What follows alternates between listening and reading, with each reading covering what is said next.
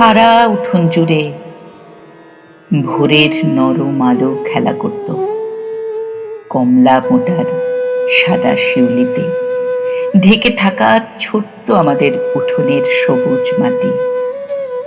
আমি সেদিন আকাশে পাখি ওরা দেখেছিলাম। গনগনে উনুনের আঁচে মা ভাত বসিয়েছিলেন হাঁড়িতে।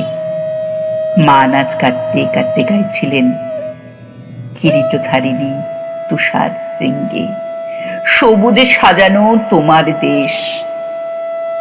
সাদা ভাতের গন্ধে মায়ের সবুজ মনের গানে ত্যাগের আঁচলে মাথা রেখে আমি দেখতাম আকাশে পাখি উঠছে। হই হই বন্ধুরা, খেলা, ছুটোছুটি, মজা, হাসি, খুনসুটি, বৃষ্টি এলে দারুণ ভেজা, সবুজ সতেজ গাছপালা, সাদা জুঁইয়ের মিষ্টি গন্ধ, বাড়ির কার্নিশে একটা সাদা পায়রার বকম বকম।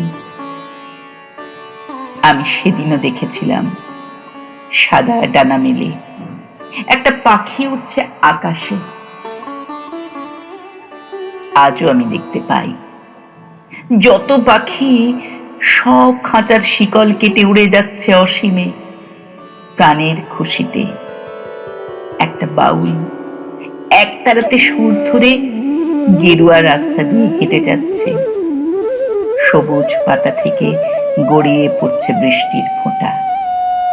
আমার দু চোখের তারায় গেরুয়া, সাদা, সবুজ রঙে আঁকা আমার ভারতের পতাকা।